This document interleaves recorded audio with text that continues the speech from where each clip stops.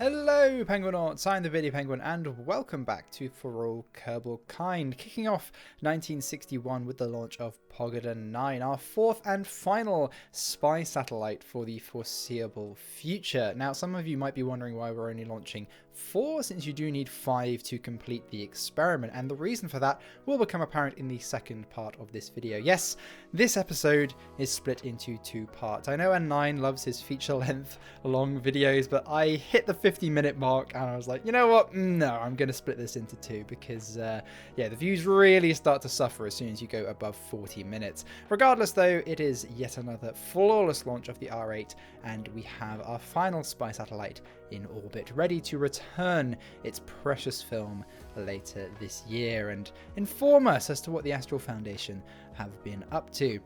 In the meantime, though, we are of course going to be launching some more communication satellites because we still have, well, a lot of contracts to do so, but also a lot of black spots in our coverage. Not only because, well, you know, we need more satellites, but a lot of the ones we've been launching have died.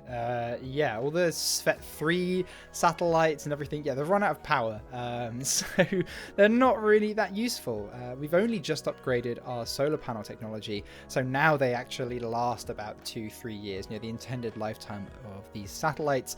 The level 0 solar panels, they degrade really quickly. We did have one engine failure, but thankfully it was right at the end of the burn. For some reason, the RD-215 engine, which was the first stage engine on this rocket, we have a lot of failures this year right at the end of burns. I'm pretty sure it isn't overburning, but yeah, we have a lot of engine failures this year.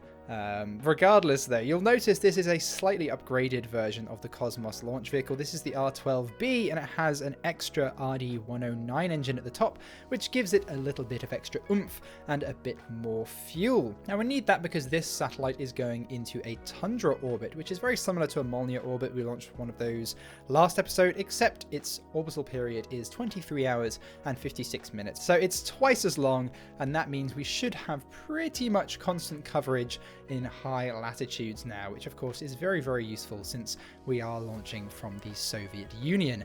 It does actually become a problem though that we don't have much coverage over the South Pole.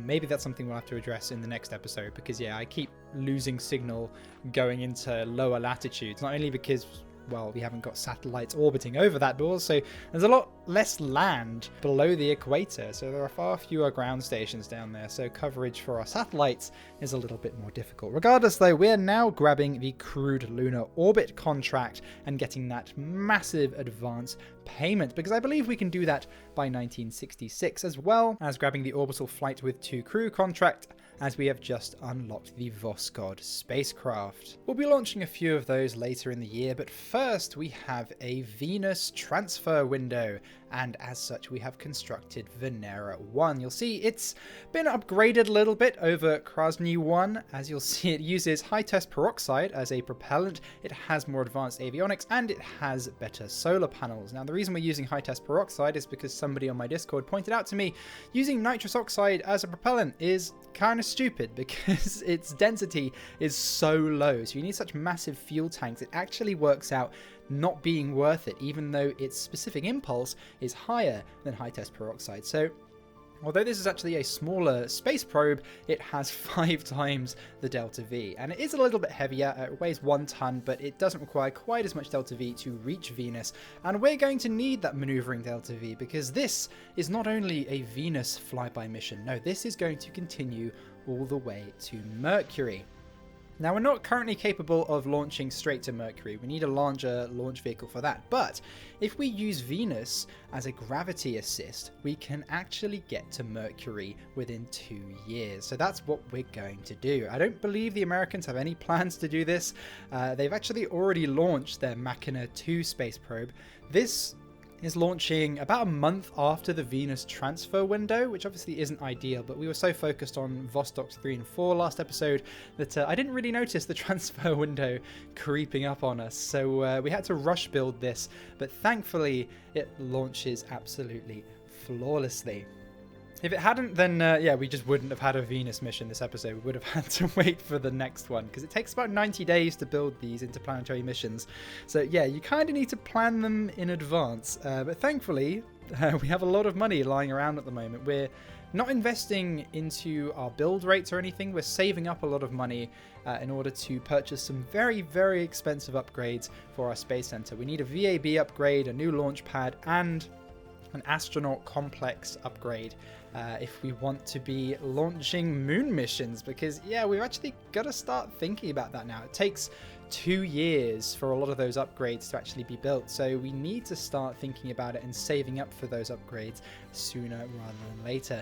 Regardless, we complete our Venus transfer burn and we successfully detach Venera 1 from its transfer stage, and then we just have to wait until we're in range of an S-band ground station, and then we can communicate with the probe and do a bit more fine-tuning on our encounter and make sure that our resulting orbit from the encounter intersects Mercury's orbit, because that's really rather crucial. I mean, I'm pretending that I planned this entire thing. What really happened is that I realized after the encounter that the orbit intersected Mercury and thought, oh, we've got enough delta V, let's go there. I'm making out I'm a lot smarter than I actually am, but you know, I probably just shouldn't have said anything. Regardless though, we get comms with Venera 1, but we realize actually its avionics aren't quite enough to control it. It's slightly too heavy, so we had to actually burn about 2 kilograms of propellant before we can control the spacecraft. Yeah, that's a little irritating.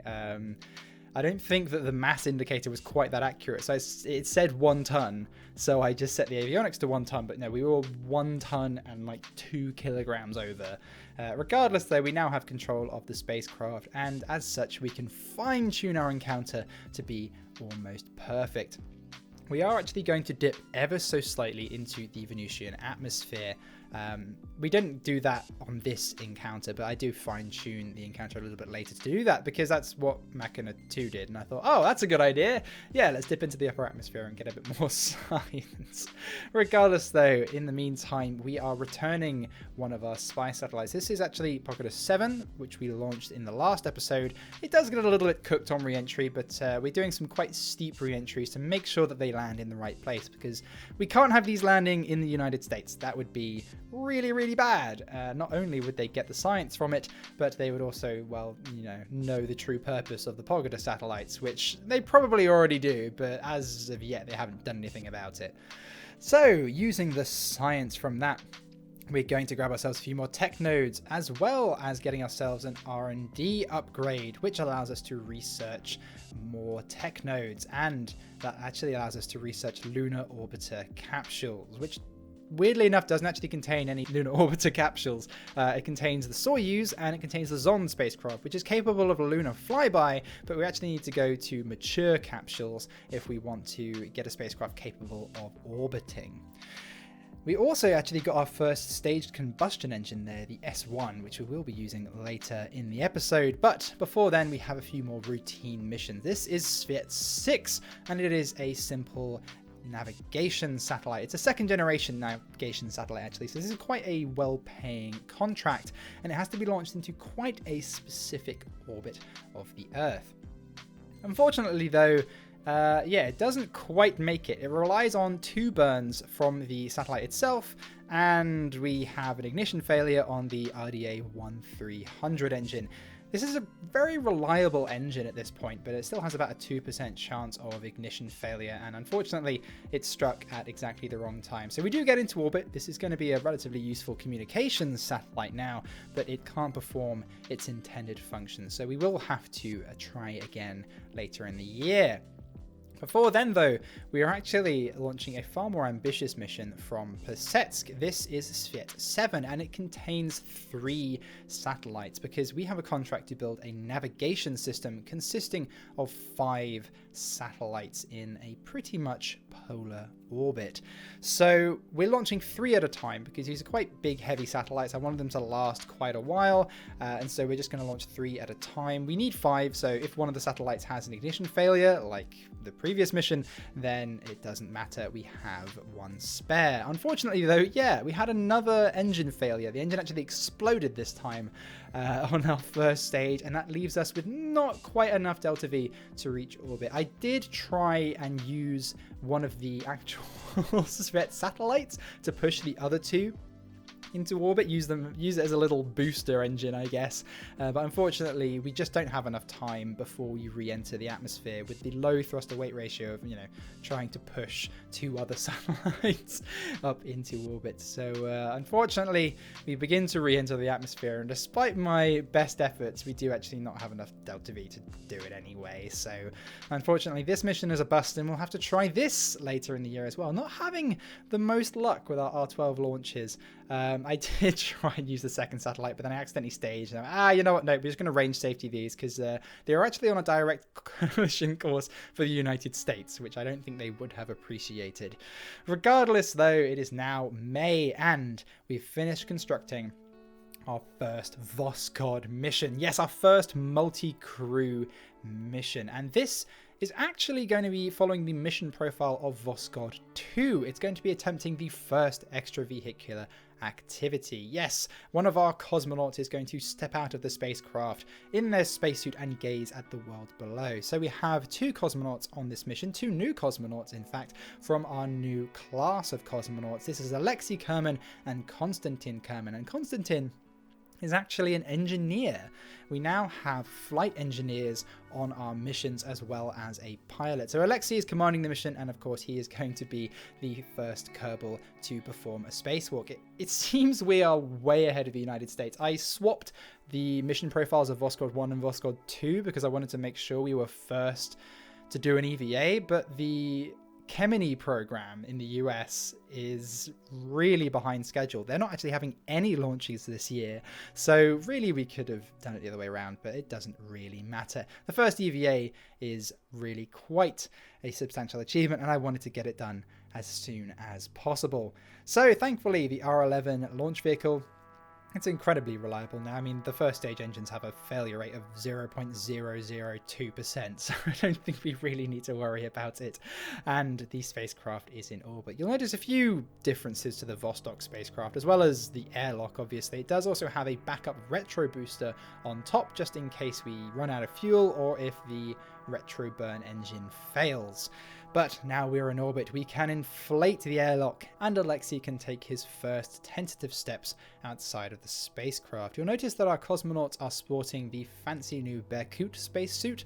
Not that it's really anything to write home about. The real-life Berkut spacesuit was a death trap. It almost killed Alexei Leonov because he stepped out of the spacecraft and his spacesuit inflated to the point where he couldn't get back into the airlock, so had to actually depressurize his spacesuit, almost killing him. Thankfully, we have no such problems, but we do still have to be very careful. We do not have access to the EVA jetpack at this point in the game, so that's why we have a tether.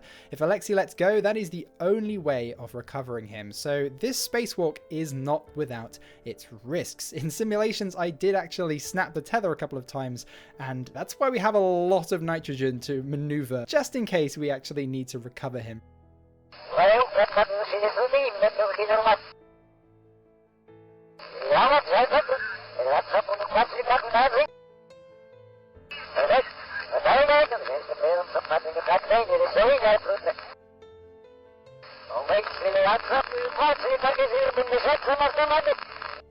While Alexei is completing his television broadcast, though, he actually slips off the ladder, and I did not intend for this to happen whatsoever. He's drifting off into space, and we have to reel him back in using the winch, but this is easier said than done. Without the EVA jetpack, we have no way of orienting him. In fact, we have barely any control over him whatsoever, and the winch is actually connected to his backpack, not to the front of him, and he needs to be facing the airlock if he's going to grab it. So this is a bit of a delicate dance, and we have a bit of trouble getting him back inside. So not that unlike the real-life Voskhod 2, of course, we didn't have problems with the spacesuit, but we do have problems getting back into the airlock. As you'll see, it's getting really, really difficult. I'm pressing B to board, but he's not actually facing the airlock. He needs to grab onto it before he can, and we actually end up spinning the spacecraft and having to fire our maneuvering thrusters because he's dragging the spacecraft around quite a bit with that winch. You see, we're having to muck around with the length of the cable and all sorts so we can actually get a firm grip on the airlock. But thankfully, he manages to get a grip, and Konstantin manages to regain control of the spacecraft, and we can get him back on board safely. But that was really nerve-wracking. As I said, there have been simulations where that tether snapped, and that's why we brought so much excess maneuvering fuel. I don't want to really maybe mention this while the mission is still going on, but in all of those simulations where the tether did snap, even with the extra fuel, I wasn't able to recover Alexei.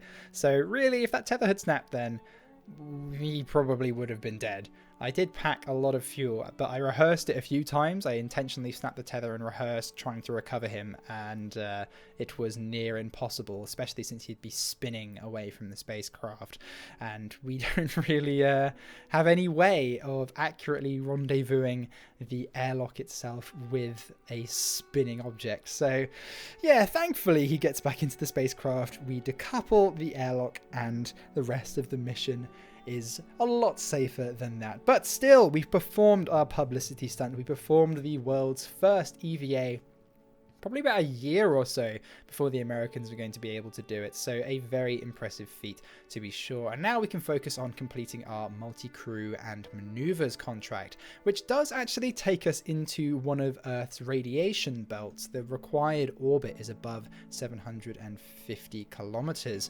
And that does actually expose Alexei and Konstantin to a fair bit of radiation. They get to about 3% of their lifetime radiation, which isn't crazy, but you can't get rid of that radiation once they've got it. Once they reach 100%, they die, and now they're both at 3%. So we are going to have to be wary about the missions we send them on in the future. Once your astronauts are getting to 80 or even 90% irradiated, that's when they have to retire. You can't fly them again. So yeah, it's a little irritating that the contract took us into a radiation belt. But regardless, it seems we're testing the effects of the radiation belt on our cosmonauts.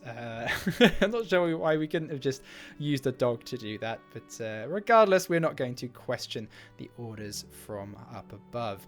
We have to actually then lower our orbit and then perform a few more orbits. So we stay in space for around about 8 days or so to complete the contract, but then it is time to return home. So we decouple that retro booster. We didn't actually need it, although I'm certainly glad that we had it, and we're going to be glad if we have it on some of the later Voskhod missions, though I won't spoil why, and we can return back to the Earth. Now, you'll notice we're taking a very steep re-entry trajectory, and this is actually due to the lessons learned on Vostok 5. It turns out our trajectory was actually too shallow. Even though a shallower trajectory lowers your peak heating, so the peak outside temperature of the spacecraft, the total heat flux is higher because the re-entry takes longer, and because of that, the spacecraft absorbed too much heat, its heat sinks were saturated, and it disintegrated. It's kind of embarrassing to learn that, since I did actually do a module on entry, descent, and landing last year on my course, but I'm not used to Kerbal Space Program modeling it. It's actually due to data re-entry that we had to deal with that. But still, lesson learned, and we won't make that mistake again. Regardless though, Voskhod 1 is an unmitigated success, and we use the science from the mission to unlock basic and improved power generation and storage, 1966 stage combustion engines, and lunar rated heat shields. Now those engines will actually give us access to the Proton, which will allow us to conduct a circumlunar flight, but that will be in a couple of episodes time. We also use the money from the mission to get an upgrade to our R&D center as well as our mission control building. We do then grab the first EVA contract as well as another multi-crew contract. It only offered us the first EVA contract after we completed our first multi-crew mission for some reason. Regardless though, before Venera 1 is able to arrive at Venus, we get some terrible news. The Markiner 2 probe has reached Venus first and returned the very first photos of another planet. It turns out that, yeah, we lost contact with our Krasny 1 probe, as well as the Americans losing contact with their Markiner 1 probe. So yeah, the first photos are from Venus. We're not going to get any photos from Mars, it seems. I think our Krasny 1 problems are actually even worse because we lost contact and that meant we couldn't reorient the solar panels, so it's actually run out of power now. So even if it does come back within comms range, Krasny 1, yeah, we're not going to get any science from that, but we'll launch a more capable Mars mission when the next transfer window rolls around. In the meantime, though, you'll notice that we are launching Svet 8, which is another attempt to launch Svet 6, and this time the RDA 1300 engine ignites successfully and we complete the contract, which is a relief because we were actually nearing the deadline of this contract, and it's a surprisingly lucrative contract for such a cheap mission.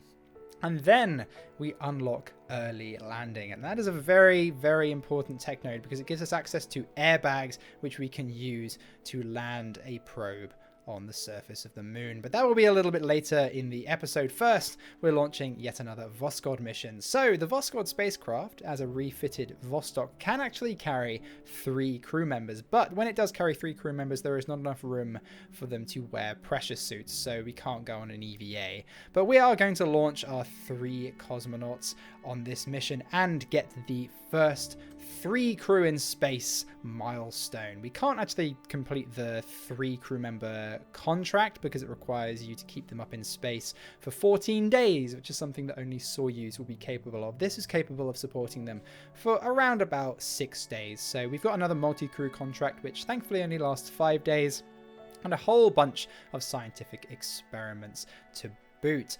On this mission, it's actually entirely new crew of cosmonauts as well. We have Svetlana commanding the mission. We have Valerie as our in-flight engineer and German as our scientist. Yeah, Kerman. I thought that was that was a bit of fun. And they're going to be doing a bunch of different experiments: organism, egg growth, studying the behavior of blood cells in microgravity, and Valerie is actually going to be doing power tool evaluation, which is an experiment only engineers can perform. And that is a very important experiment for some missions later on in the year, which we will see in the next part of the episode.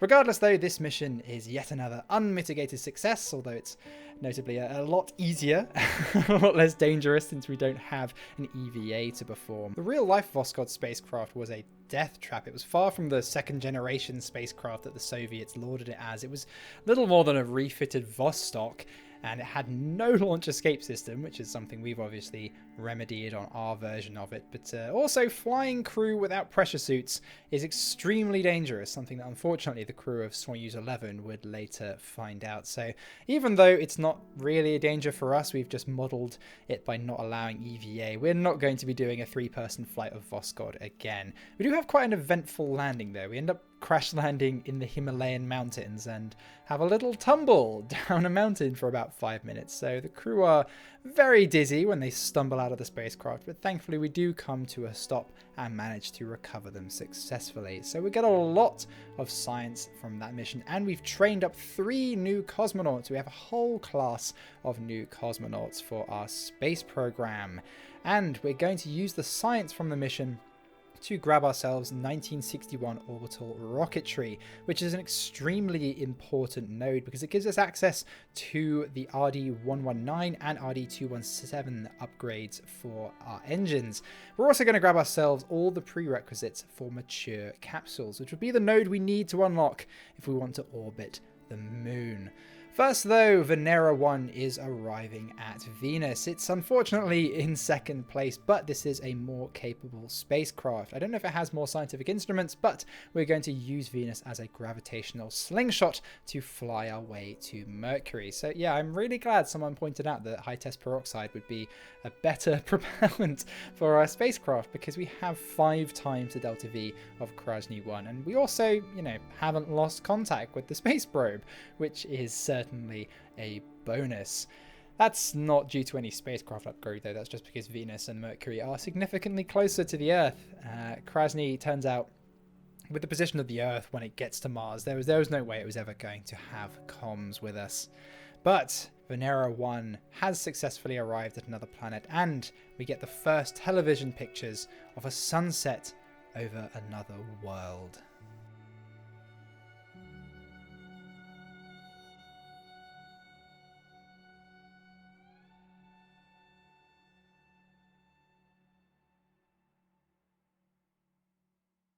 So we complete our Venus flyby contract, and now we need to plan our Mercury encounter. It was actually at this point I looked in the orbit and noticed, oh yeah, that intersects Mercury's orbit. I wonder if we could go there. And after playing around with the maneuver nodes a little bit, I found out that, yeah, absolutely we can do. We have more than enough delta V to do it. We're not going to go into orbit, of course, but it's going to be a close flyby of Mercury. It's going to require 2 burns, one just to lower our apoapsis a little bit so we intersect Mercury, and then a correction burn to bring our periapsis around Mercury as low as 30 kilometers. We can get really close to Mercury because, of course, it doesn't have an atmosphere. So we're going to be doing one of those burns a little bit later this year. In the meantime, though, we're launching another Svet mission from Plesetsk. This is Svet 9, and it's going to attempt to complete the mission that Svet 7 failed. So launching 3 satellites into a polar orbit to begin the construction of our navigation system, which is also going to double as a communications system. We're going to try and evenly space these satellites among the orbit, and that should hopefully give us communications throughout most of our orbit around the Earth. So as you see, we successfully transfer them into orbit, and then each satellite needs to perform 2 burns to get into their final parking orbit at around 1 million meters or so above the Earth. As you see, we're deploying all 3 satellites into orbit, and we don't have a single ignition failure, which is vital because a single failure means that the satellite will not reach its intended orbit. So that means on our next launch, which is going to be the final 2 satellites, we will actually have 1 spare in case anything goes wrong. And then we actually have yet another R&D upgrade, which allows us to begin researching 1967-68 and 69 staged combustion engines, which are the engines we need to build the N1 rocket. That's not going to be for ages, though. We've got a lot of science, but we've got a long queue of things to research. So yeah, we're not going to have those engines anytime soon. Those of you who are like getting excited for an N1 in the next episode, it's going to be like 3-4 episodes before we have one of those. We did actually grab the Mercury flyby contract though, and now Venera 1 is on a course for Mercury. We have a small correction burn to do, but then it will arrive at the end of next year. So that'll be in the next episode, something I'm very excited about. But now we have the magnum opus of this episode, or at least this part of this episode. This is Lunar 8. Yes, we are going to attempt the very first uncrewed landing on the surface of the moon, and this is the janky launch vehicle that we're using to do it. This is the R13. This, including the boosters, is a 5-stage rocket to orbit, another stage for landing on the moon. This is probably the jankiest thing I've built since the R7.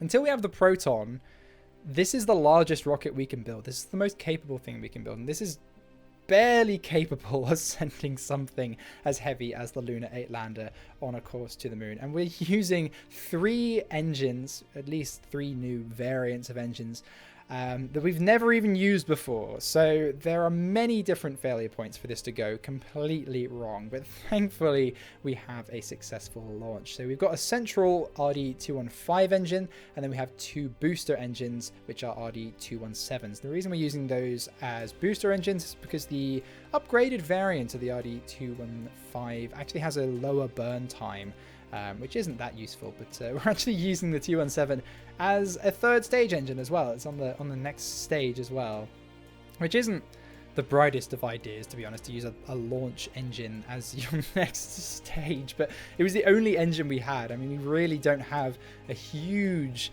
range of engines available to us at this time, so yeah, this was the best I could really come up with to match the American Cateran 1. The Cateran 1 is a sustainable launch vehicle. I mean, that is a massive leap. The Americans have completely leapfrogged us when it comes to our launch capability, and it turns out the Cateran 1 launched a day ago.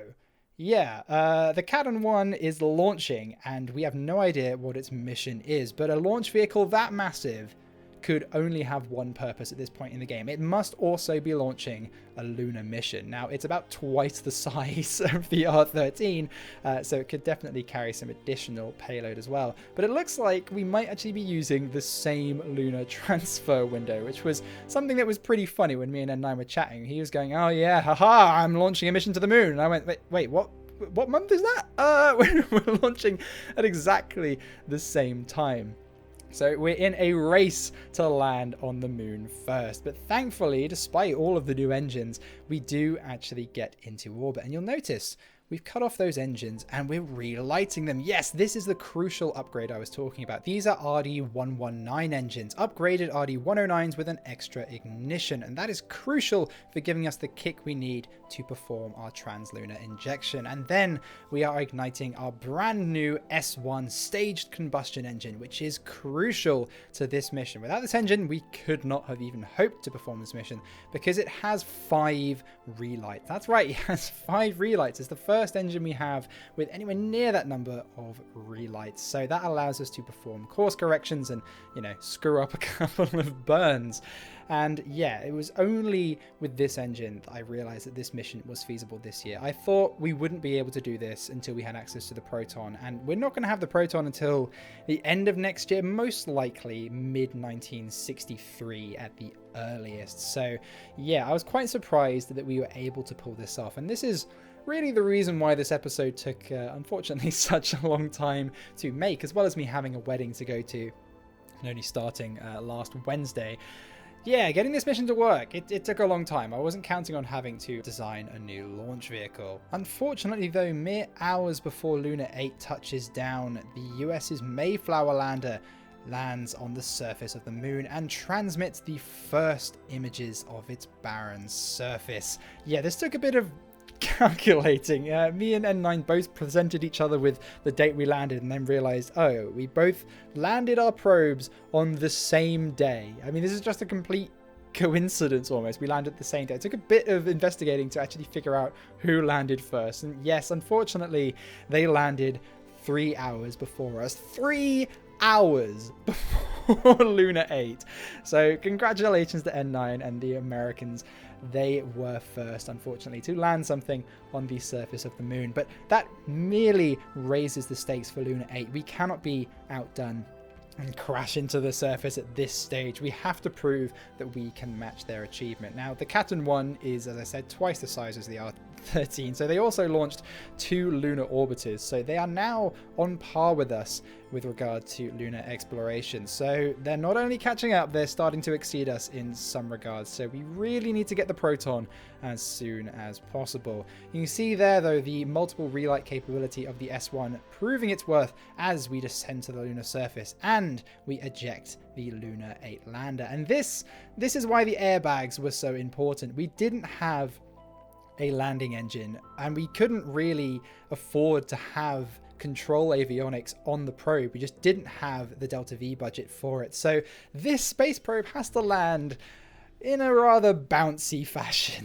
We inflate the airbags and it bounces across the lunar surface. But all that S1 engine had to do was slow us to below 250 meters per second, and Luna 8 would have survived the impact. These airbags can take quite a beating.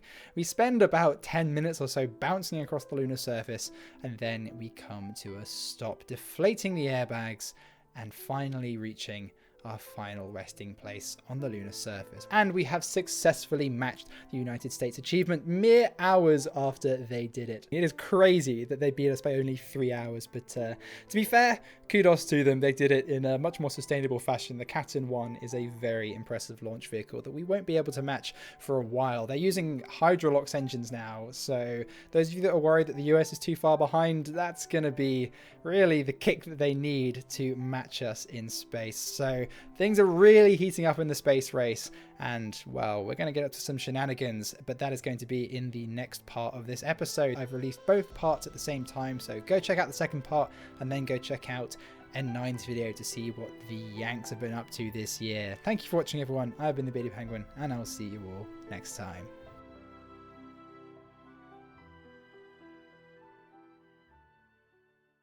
A massive thank you to my patrons and donators for their generous support, and an extra special thank you to Madzor, Peter Lushtinets, The Amazing Steak, Axel Jensen, Delta V, Dennis Klomp, Vermouth, Lady Lagsalot, Simone67, Olaf Hammerhand, Scott Milligan, Nicholas Popkus, World, Wather, Jagnath, Weir, Extra Crispy, Dreister, Lightning Gamer, Elmac, and Nobody Special.